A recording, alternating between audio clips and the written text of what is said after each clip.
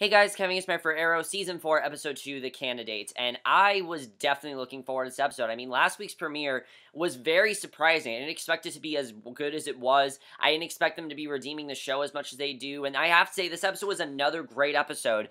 It really seems like they're trying to redeem the show as much as possible. As much as Oliver's trying to redeem himself, so is the show. They're doing what makes the show great, which I really love seeing, and I definitely think that's why this season could end up being a really great season, and I thought this episode was really, really great. There were actually some really thrilling scenes in this episode that I really loved, and overall I thought this was another really strong episode, and I hope they keep the momentum going of this season, because so far this is a great season. I know we're only 2 episodes in, but already I can tell this is probably going to be a great season. So let's just get into it. So we start off right in the middle of a fight scene between Team Arrow and a group of machine gun welding thugs and the employee of Darhk, and of course, you know, they're handling the ghosts and everything, and over the comms, Felicity says she wants a code name, but Oliver tells her to locate the bomb. They're there to stop instead, which I thought was funny the way they do that. I really like they've gotten Felicity back to her comedic self, because that's when Felicity is at her best, is when she's really funny, when she just has fun, and this whole episode, that's what she does. She's just back to being a fun character, which is what we need from Felicity. She's good with dramatic material, and don't get me wrong, she's good with it, but when you just give her dramatic stuff, and you don't give her anything funny to deal with, she's no longer that good of a character, and that's really why her character, I don't think, was as good last year, and they've really gotten her back to that comedic side that I love, and I love seeing Felicity, you know, basically just back in her element, and it's great to watch it, especially now that her and Oliver are a couple. It's a lot more fun to, the interaction between them. So she locates it, Oliver disarms it with a spray, and right away this just shows, how dangerous Darhk is, and I really like seeing that. I'm really getting into Darhk as a character, I have to say. This whole story, I think, is definitely very interesting.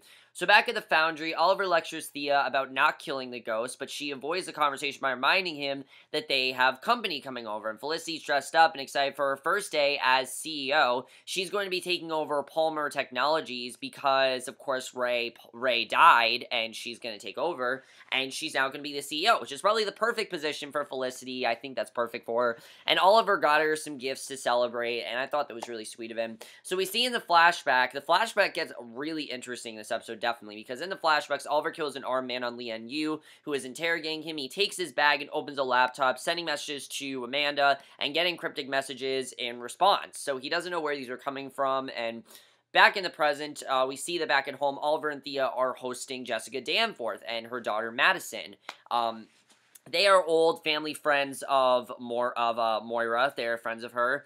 And Jessica wants to run for mayor because, you know, to honor Moira, because she never really got to honor her. And this is kind of sudden, but Oliver and Thea are warning her of it, and that's not a good idea. But she's determined to follow Green Arrow's lead in taking back the city. And, of course, she doesn't know that Oliver is the Green Arrow. She doesn't know that yet.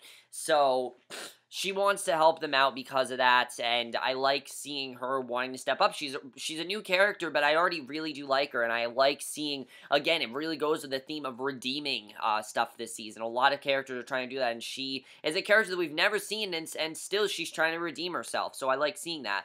So Thea heads to work, and Thea in this episode is very interesting. I really love seeing Thea in this episode, I have to say. Thea heads to work and is rebuffed by her board. The company is in a bad way, but they've turned to, did I say Thea? I meant Felicity. Felicity heads to work and is rebuffed by her board. The company is in a bad way, but they've turned to Curtis Holt, who right away, I absolutely loved Curtis Holt's character. I really like, you know, their partnership on the show. One of the things I love about Curtis Holt is that he's not a love interest for Felicity. He's actually gay, which is something the show has not touched upon yet, and I think it's cool they've done that. He, if you don't know, is going to become Mr. Terrific. He's going to be Mr. Terrific, and I already really love the dynamic between Felicity and Curtis. Very funny stuff going on there, and I can't wait to see how that works out, because he really is a great character so far.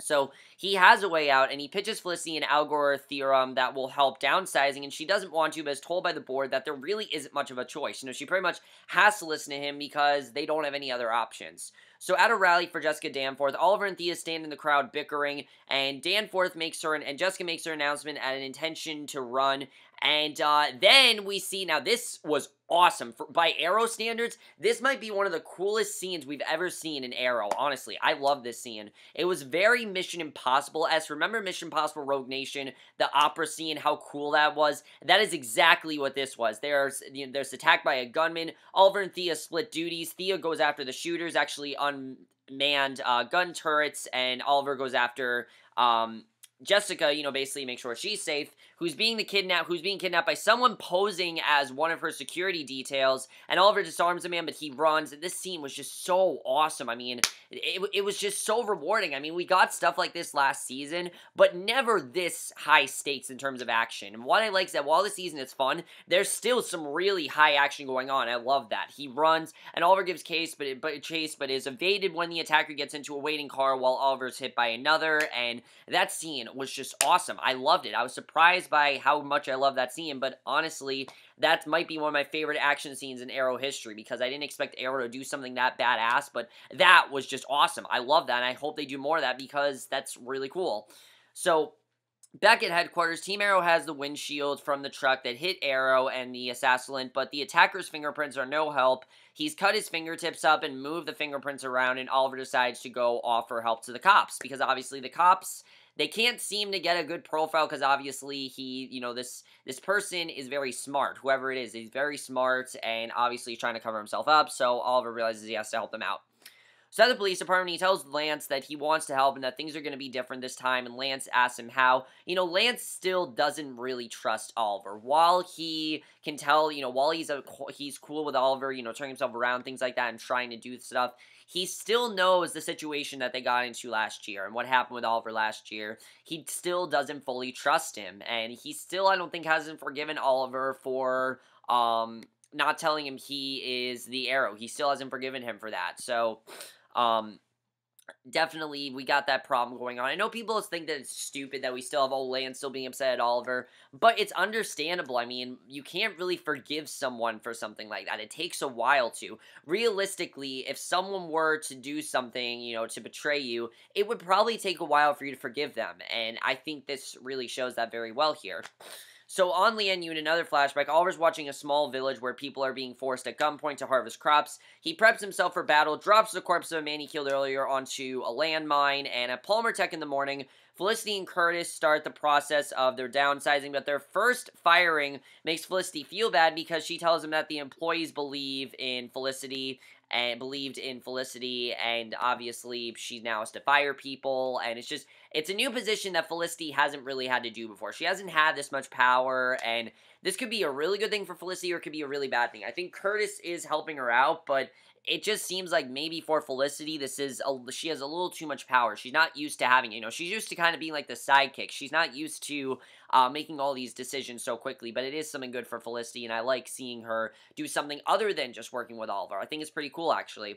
So out on the streets, Diggle and Laurel are driving around, staking out of the police department. Laurel tries to get him to open up about what's bothering him, and because obviously, she can tell that there's something going on. It's beyond just him being mad at Oliver. There's more to it than that. And I like that there's more to it. I like that we found this out. I thought this was actually very interesting here.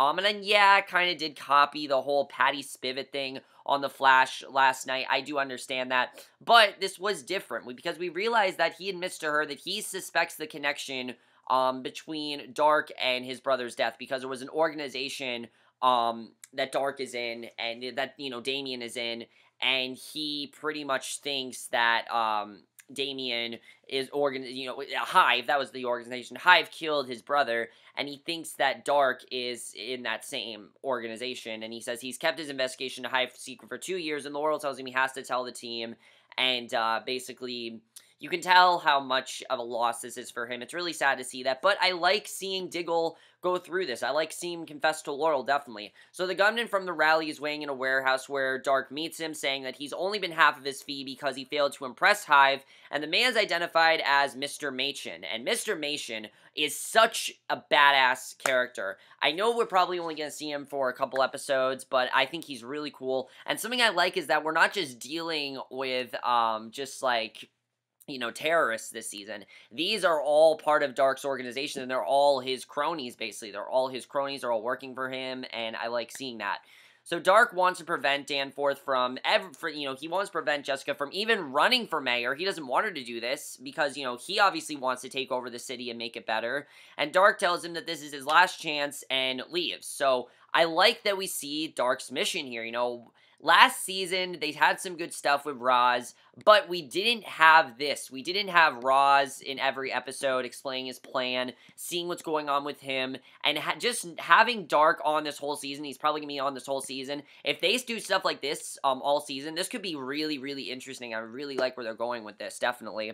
So, at the headquarters, Team Arrow gets intel from Felicity that could lead to Machin's whereabouts, and they go looking for him, and also asking some locals for information on a man, a photo, and when a drug dealer gets mouthy with Thea, she breaks his arm. When Oliver objects, she speeds off on her motorcycle, and again, you can just see this is a lingering symptom of her coming back from the lazarus pit. We really start to see that in this episode, and it's, again, she's not listening to Oliver, and that's something that's very important. You know, if she's gonna be his sidekick, she needs to listen to him, and she doesn't seem like she wants to, and I like seeing this arc with Thea. I know some people might think it's annoying, but it makes sense. Obviously, she was in the lazarus pit, and it's changed her, and you can tell. So, back at headquarters, Felicity figures out who Machin is, and when Oliver tries to calm Thea down, the two end up pushing each other around, and she gets the better of him, and Oliver tells her that that Malcolm had warned the lazarus pit would change her, but he didn't tell her because she seemed fine, and I like that he admitted this to her, and she's obviously very upset because she didn't think that anything, because, you know, he never told her she went to the lazarus pit. He never told her, and he finally told her in this episode, and obviously she's really upset about it. And I know people are saying, oh, that might be a little too early, but he had to tell her because obviously there's a reason why she's acting out. She wants to know why. He could not just keep lying to her. Obviously, Oliver's trying to redeem himself, and he knows that that was a mistake. He knows that that's something that's wrong, and he promises not to lie again. So that just, again, clears him of some other thing that's deep inside him. That's something that he needed to get out, and you can tell that he needed to do that. So obviously, Thea's really pissed at him, and on the island, Oliver pretends that the man died in the landmines and turns himself into the other armed man, and at Palmer Tech, Felicity's having a minor breakdown between the Team Arrow stress and the layoffs, and Curtis's algorithm has decided he himself needs to be fired. So he leaves, and he's really upset about it, but, you know, she thinks that he's trying to make her feel guilty, but, you know, he says that, no, I need to be fired. You know, it's my fault. I screwed up. I need to be fired, and I like that he actually did that. I thought that was definitely interesting that he actually fired himself like that. I mean, that's different to see. So, at the police department, Oliver visits Jessica, who delivers a stirring justification of her decision to stay in the race, and her daughter has headed back to college, though, and when Oliver tells Jessica to call Madison, it turns out someone has overwhelmed her police escort, and her phone rings away in the street, and basically Jessica goes on TV in tears to ask for her daughter back. She doesn't know where she is. She flees the podium, and Oliver and the police are watching from the side. Oliver convinces Lance to let Team Arrow help, and luckily, he's able to convince him, because obviously the only way this is going to work is if Lance agrees to have Oliver help out. And I think that Lance wants to trust Oliver, but again, he's still going through that period of time where he just doesn't really know at this point. And I don't find this annoying. I know people are annoyed by Lance the character, but I can understand. I mean, he just doesn't fully know if he can trust Oliver because of some bad decisions he's made. I think everyone goes through at some point, and that's something that Oliver's going through. So in the flashback, Oliver's led into a shelter where the leader of the armed men recognizes him and says that while he won't send him home, he has no reason to kill him. And he suggests that since Oliver has survived here so long on his own, he clearly has value, so he offers Oliver the job of the man that just died. And basically, this is when Oliver, again, we're starting to see Oliver transform into the Arrow. In fact, in the flashbacks, he loses the long hair in this episode. He gets the short haircut, which I think was pretty cool. So, at a bar, Darhk goes to see Machin, who has Madison in a steamer truck. They basically kidnap her, obviously, because this is going to convince Jessica to drop out of the race, and that's what Darhk wants to do.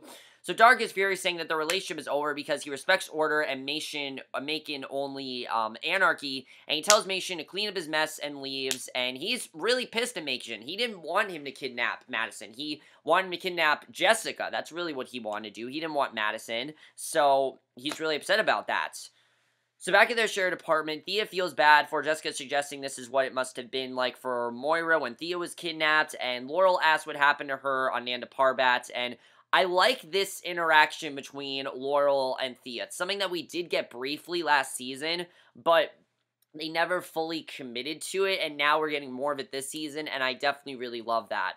And this is why I really love Laurel as a character, because she cares about so many people, and she wants to help them out, and I definitely really love that. Especially 2 seasons ago, Laurel would have only cared about herself. She probably would not even have got involved, but she cares so much about Thea, and she wants to help her, that she wants to know what's going on here. So Thea explains the Lazarus Pit, and Laurel figures that Thea's temper is a side effect, and then realizes that, of course, Oliver didn't listen, because he would do anything to save his sister. Because, they told him specifically, don't put Thea in the Lazarus Pit. They didn't know either. So, obviously, now she knows that she knows that she was in the Lazarus Pit, and she wants to help her out. And Lance, and again, that's kind of Oliver's weakness. Oliver's weakness to always save his sister is a weakness of his, because, he couldn't tell them, because he knows that that was against what they said, and against a mistake that he made, but he's trying to fix it, and we'll have to see if he can.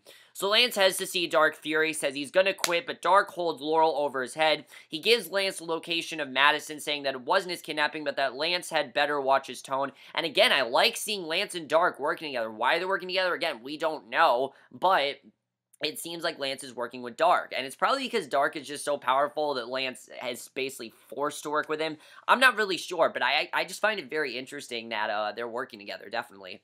So at headquarters, Felicity's upset, and Oliver has to talk her down, and she talks about how all the stress that's going on, how Diggle's still mad at Oliver, and that Thea's not in a good place, and when she agreed to come back to Team Arrow, she thought it would be the same, and now it's really not, and she wants to go home, but Oliver's trying to tell her, look, it's gonna be okay, and I really like this scene, I have to say. Definitely, I really like that. So he gets a call from Lance telling him where to save Madison, and at his lair, Lonnie Machin takes out some implements of torture and heads towards Madison, who's tied with her arms up. He releases one of her hands and makes her pinky swear, so she won't tell anyone about him, and then breaks her pinky right then and there. That was insane when he did that. I mean, that was pretty crazy. But Team Arrow crashes through the skylight, stops him from doing anything more. He holds them off with a pre-planned arsenal, including a giant flamethrower, and he gets away, but he's still in the building, and Oliver and Thea go looking for him, while Diggle and Laurel get Madison out of the building into safety, and basically Machin electrocutes Thea from behind, ends up fighting with Oliver, zapping him as well, and before he can do anything else, though, Lazarus Pit rage takes over, and Thea storms in, and she's just this badass. She's beating him down,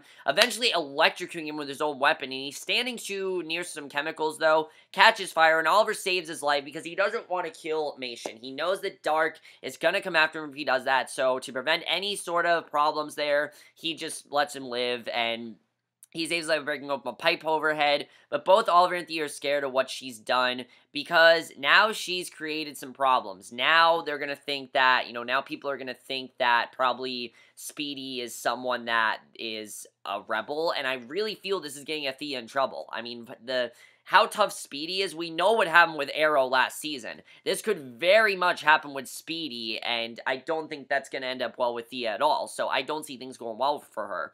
So, back at the police department, Jessica's delighted to see Madison. Oliver comes to see them, and Jessica tells Oliver that she's actually withdrawing her candidacy for mayor and will make a statement soon, which is, unfortunately, what Darhk wanted. Darhk wanted her to drop out, and now she has, and it's too bad that she has dropped out, but she essentially had to protect her daughter, so it's very much like Oliver and Thea, how Oliver do anything for Thea, Jessica do anything for Madison, and it's understandable, and I thought it was sad. Hopefully, we'll see more of Jessica again, but for right now, she's dropped out. So Lance tells Oliver that he's not impressed by nearly killing Machin, but Oliver does thank him for letting him help him, and he tells him he's going to convince him, and again, this is not Oliver's fault that he killed Machin. It's Speedy that did that. That was Thea that did that.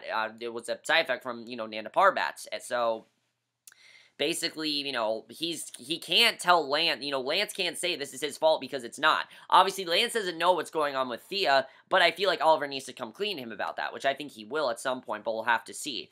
So, in the flashback, Oliver has joined the gunman. When the man collapses in need of water, he shouts down a woman trying to help him, and basically, a Palmer Tech, the board comes in to see Felicity. Fury says she's rehired everyone she fired, which I thought was pretty funny. She's now rehired everyone. She brings in Curtis, telling the board that he's got an invention in the pipeline that will astonish the world. They give her 6 months until the next shareholders meeting to do it. Also, I forgot to say, I really like the scene where Felicity says Starling, but then she realizes it's Star City. Just shows how much things have changed and how much things are changing in the entire show. I definitely like seeing that. So they give her 6 months until the next shareholders meeting to do it, and Curtis tells her he doesn't have anything like that, and she made a bold move. So it seems like these two are going to be working together, and I'm looking forward to it. And again, it's going to be very different than Ray and Felicity because obviously Curtis is gay, so there's going to be no, like, oh, they might get together. There's none of that. I like seeing that. I like that we don't have a man that jeopardizes Oliver and Felicity together, because, you know, it seemed like they're trying to do that, but no, that they're not concerned about doing that this season. They're smarter than that, which I like seeing. So Oliver heads to see Thea, apologizing for not telling her about the pit, and he tells her that whatever she's going through, they'll get through it together. And you can see that Thea understands, but she obviously is kind of upset about what happened. And Laurel comes in and basically tells Oliver that they're going to go on, that her and Thea are going to go on a spa, and that's the best thing for her to get away. And Oliver kisses Thea goodbye and thanks Laurel. And as he leaves, Laurel tells her that they're actually going to Nana Parbat to get help from Malcolm. Because she tells them that they aren't telling Oliver because Thea isn't the only reason for going, and you can tell what Laurel is planning on doing because obviously they have to bring Sara back. In order for Legends of Tomorrow to happen, they have to bring Sara back, and Laurel's agenda is probably to bring Sara back, so you can tell that's on her mind.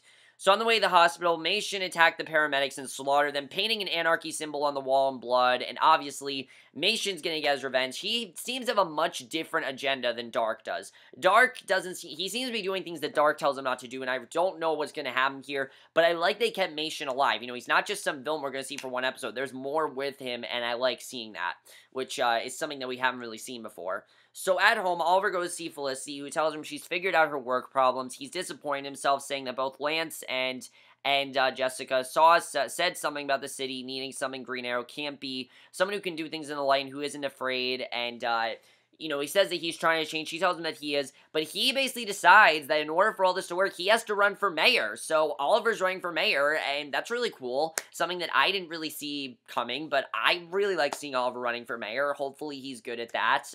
That could be really interesting to watch. So yeah, Oliver's going to run for mayor. I don't know if this is going to end up well for him, but we'll have to see. And then at the end of the episode, we see Laurel and Thea. They go to Sara's grave, and they're planning on bringing her body to the Lazarus pit, and that's basically how the episode ends.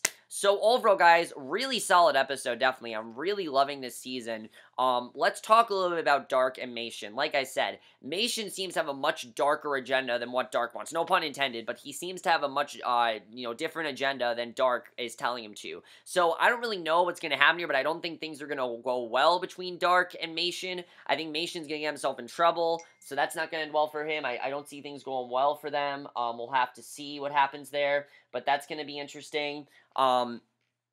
Let's also talk about Thea. Like I said, I know they're going to Lazarus Pit, but still, Thea's gonna still have those side effects. They're not there to get rid of her side effects. She's still gonna have them, and I really feel that's gonna get her in trouble, and Lance is probably gonna go after her. Now, Lance is thinking that Oliver's the one that's doing this, but Oliver's gotta tell Lance that no, but he's never gonna tell him that because obviously he cares about Thea so much. So I think while Oliver is trying to turn things around, that's something that he'll probably never be able to do. He's never gonna be able to say, oh, this is my sister's fault. He's never gonna be able to do that because that's just something that's very hard for him. Diggle. I like seeing Diggle be worried about the organization. We'll have to see what happens. I really feel Diggle's gonna go after them and maybe have a deadly vendetta against them. We'll have to see. Curtis and Felicity, I love seeing them work together. I think they're really great together, and I hope things work out between them.